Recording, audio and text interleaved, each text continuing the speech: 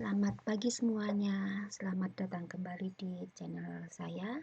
Pagi ini saya akan membahas mengenai metode pencatatan piutang tidak tertagih. Nah, di sini ada dua cara pencatatan, yaitu metode penghapusan langsung atau direct write-off dan metode cadangan penyisihan atau metode allowance. Nah, metode penghapusan langsung itu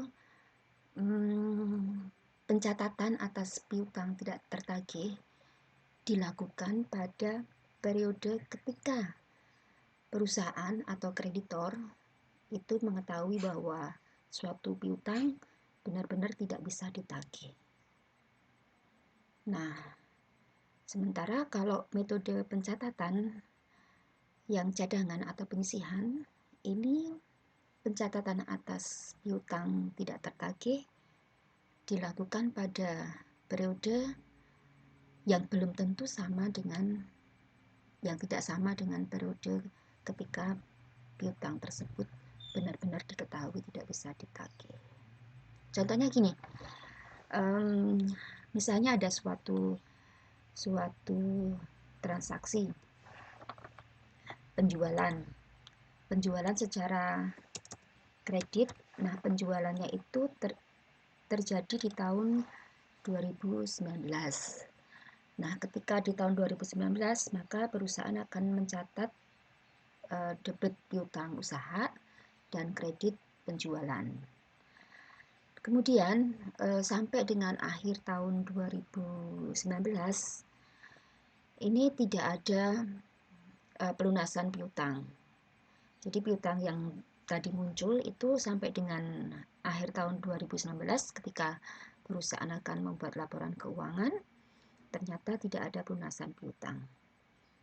Nah, kemudian ternyata di tahun 2020 ada sebagian piutang yang tidak bisa ditagih.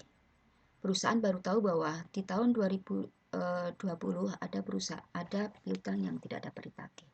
Nah, kalau dengan menggunakan metode penghapusan langsung, maka pencatatan atas kerugian piutang yang tidak bisa ditagih itu dicatat pada tahun 2020, yaitu ketika perusahaan tahu bahwa ada piutang yang tidak bisa ditagih. Nah, di sini debitnya adalah biaya kerugian piutang, kreditnya adalah piutang usaha. Jadi ini ada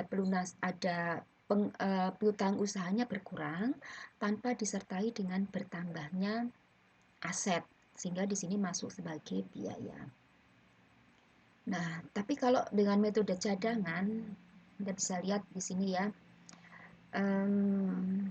meskipun perusahaan itu belum mengetahui di tahun 2019 belum mengetahui apakah ada sebagian piutang yang tidak bisa ditagih, tetapi perusahaan sudah mengalokasikan, sudah membuat cadangan kerugian piutang, sehingga biaya kerugian piutang itu diakui pada tahun 2019, yaitu tahun yang sama dengan terjadinya penjualan. Maka ini dikatakan bahwa metode cadangan ini memenuhi konsep matching atau penandingan antara biaya dan penjualan. Nah, di sini angka yang nanti dimasukkan dalam jurnal ini adalah angka prediksi atau estimasi mengenai berapa persentase piutang yang tidak bisa ditagih. Prediksi itu mungkin didasarkan pada pertimbangan pengalaman sebelumnya atau pengalaman perusahaan dalam industri yang sama. Jadi di sini sifatnya estimasi. Angka di sini nanti estimasi karena kan memang perusahaan belum tahu berapa sih sebenarnya yang belum bisa ditagih.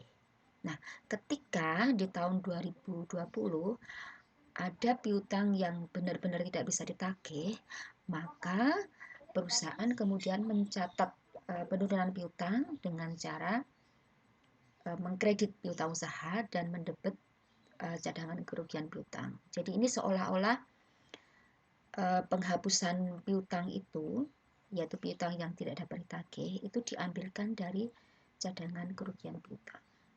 Nah, kalau Anda lihat di sini beda antara metode penghapusan langsung dan metode cadangan itu terletak pada periode pencatatan biaya kerugian piutang. Kalau metode penghapusan langsung, pencatatan biaya kerugian piutang dilakukan pada periode ketika perusahaan tahu bahwa piutang tersebut tidak bisa dilunasi. Sementara pada metode cadangan, pencatatan tersebut, pencatatan atas biaya kerugian piutang, itu dilakukan pada periode yang sama dengan transaksi penjualan.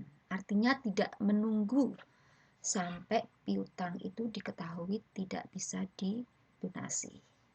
Demikian dulu mengenai metode pencatatan piutang tidak tertagih. Nanti akan dilanjutkan dengan bagaimana mengestimasi jumlah kerugian piutang. Terima kasih.